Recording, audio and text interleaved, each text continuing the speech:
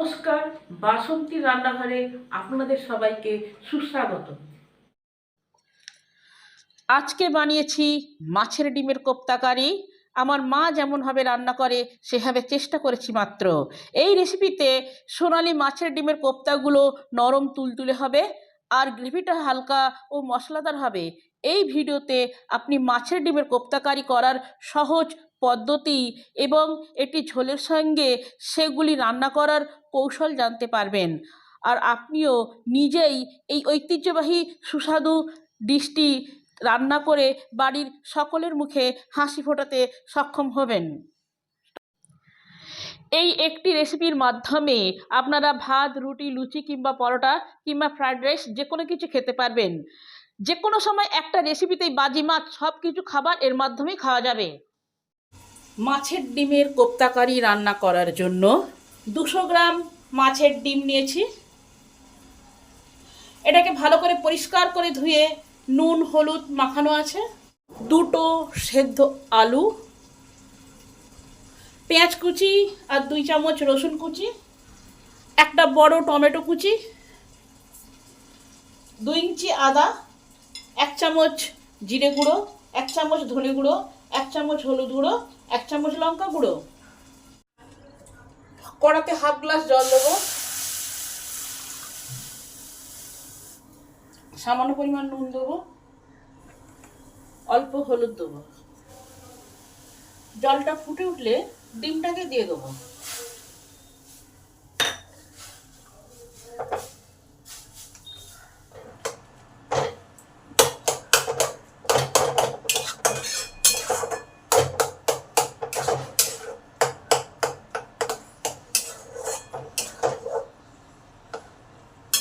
ডিমগুলো জাস্ট ঝুড়ো ঝুড়ো হয়ে যাবে, এই সময় নামিয়ে নেব।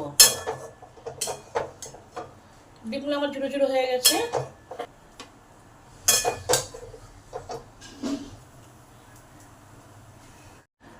ডিমটা আমার সেদ্ধ হয়ে গেছে।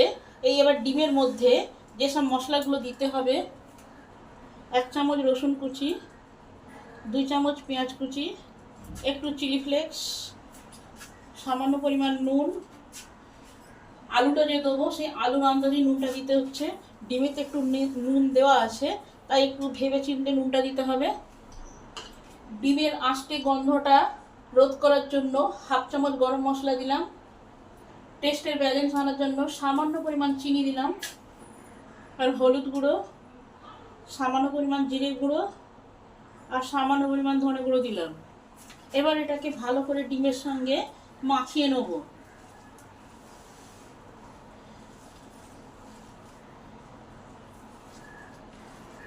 ডিমে যদি ডালা ডালাগুলো থাকে সেইগুলো খুব ভালো করে মাখিয়ে নিতে হবে, তাহলে কোপ্তাটা সুন্দর হবে।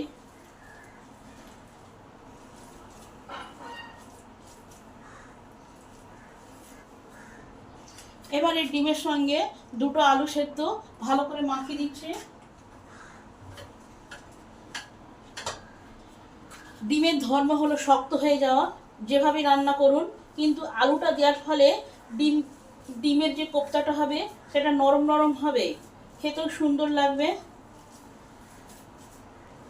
আর আলু হচ্ছে ডিমটাকে বাইন্ডিংয়ে কাজ করবে।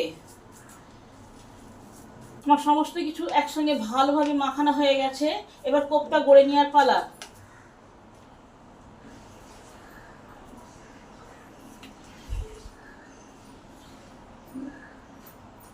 চ্যাপটা করে দেবো।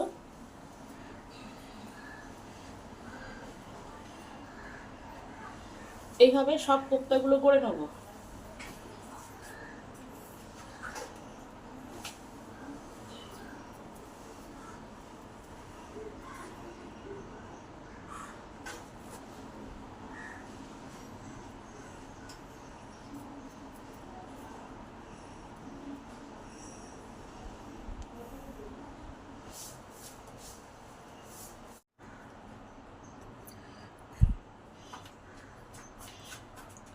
যেহেতু ডিমগুলোয় কোনো বাইন্ডিংয়ের জন্য ময়দা বা বেসন কিছু দিইনি, তাই ময়দা দিয়ে একবার করে কোট করে নেব, যাতে ভাজতে গিয়ে না ভেঙে যায়, সেই জন্য।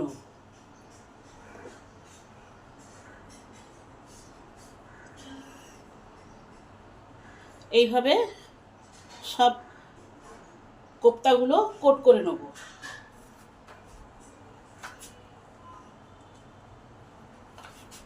এবার একটা বাটি নিয়েছি, এই বাটিতে একটা ডিম ভেঙে ভালো করে ফেটে নেবো নুন দিয়ে। এই ডিমের গোলাতে কোপ্তাগুলো ডুবিয়ে তবে ভাজবো, তাহলে আর ভাঙবে না।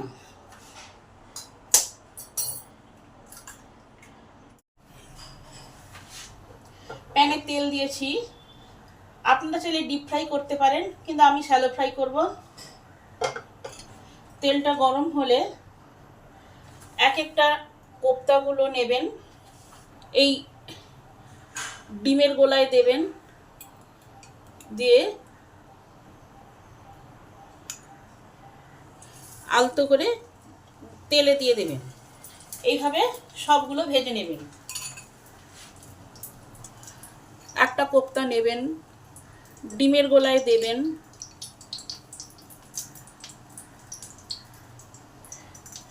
আস্তে করে তেলে ছেড়ে দেবেন। এইভাবে সবগুলো ভেজে নেবেন।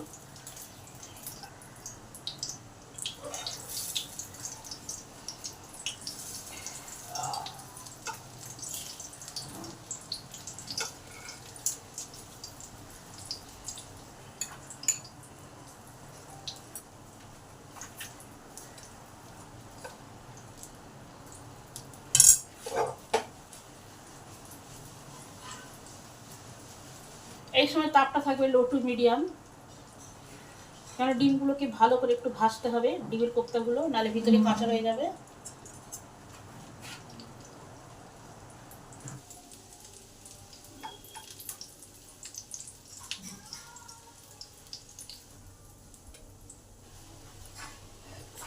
কোপ্তাগুলো এরকম গোল্ডেন ব্রাউন কালার হয়ে গেলে এবার নামিয়ে নিতে হবে।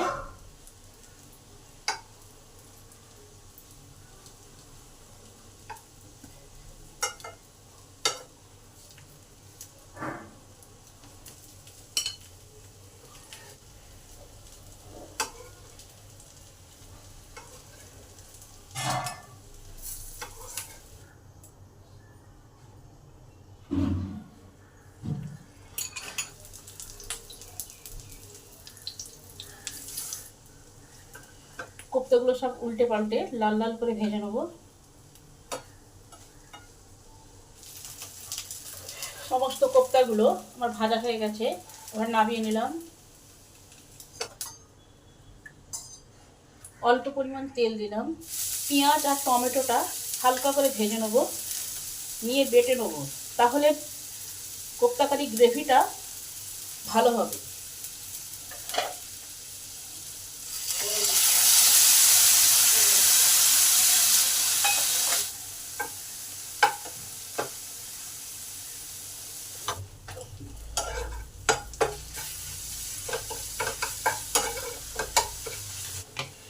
এবারে পেঁয়াজ আর টমেটোটাকে পেস্ট করে নেব, তাহলে যে গ্রেভিটা হবে সুন্দর হবে, থিকনেস হবে গ্রেভিটা। সামান্য পরিমাণ তেল দিলাম, একটা লঙ্কা ফোড়ন দিলাম, কিছুটা গোটা জিরে ফোড়ন দিলাম, রসুন কুচিটা আছে সেটা দিয়ে দিলাম, ভালো করে ভেজে নেব।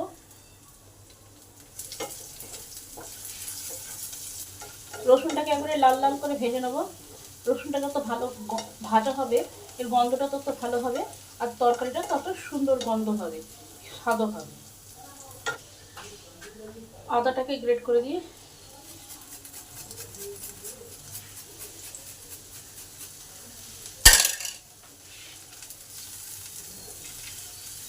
এই মশলাগুলোকে একটু ভালো করে কষে নেব। রসুনগুলো আমার ভাজা ভাজা হয়ে গেছে, আদাটাও ভাজা হয়ে গেছে। এই সময় হলুদ গুঁড়ো, লঙ্কা গুঁড়ো, ধনে গুঁড়ো, জিরে গুঁড়ো সব দিয়ে দিলাম। তেলেতে মশলাগুলো ভালো করে ভাজা হলে তরকারিটা আরও খেতে সুস্বাদ হয়। এই সময় আঁচটাকে সিমে রেখে এই মশলাগুলোকে একটু ভালো করে ধরে ধরে ভাজতে হবে। সামান্য পরিমাণ চিনি দিলাম মশলাটা ভালো কষার জন্য। মশলাটা আমার ভালোভাবে কষা হয়ে গেছে, এই সময় পেঁয়াজ আর টমেটো বাটাটা দিয়ে দিলাম।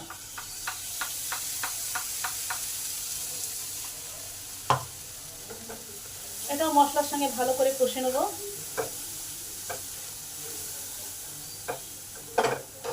মশলার যে কাঁচা গন্ধটা যাতে দূর হয় সেই দিকে লক্ষ্য রাখতে হবে। কারণ মশলাটাকে ভালো করে 5 মিনিট ধরে ধরে ধরে কষে নিতে হবে। মশলা থেকে যখন তেল ছাড়তে শুরু হবে তখনই মশলা কষাটা বন্ধ করব। মশলাটা আমার ভালোভাবে কষা হয়ে গেছে। এই সময় মিক্সি ধোয়া জলটা দিয়ে দিই।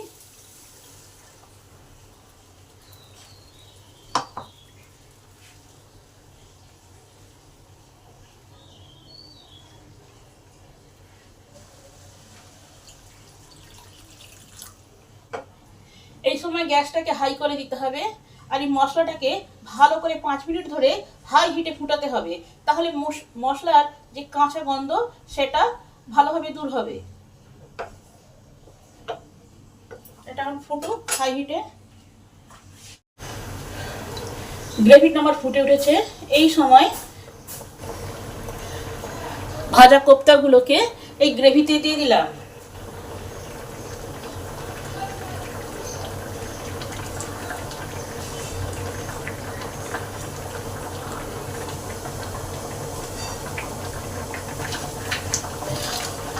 হাই হিটে 5 মিনিট ফুটবে। তখন এই গ্রেভি কোপ্তাগুলোর মধ্যে প্রবেশ করবে আর কোপ্তাগুলো আরো জুসি হবে ও আরো খেতে টেস্টি হবে। 5 মিনিট ফুটুক। 5 মিনিট চাপা থাক।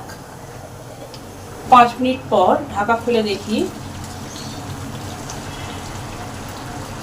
কোপ্তাগুলোকে একটু করে উল্টি পাল্টিয়ে দেবো, তাহলে ভালো করে ভেতরে গ্রেভিটা ঢুকবে।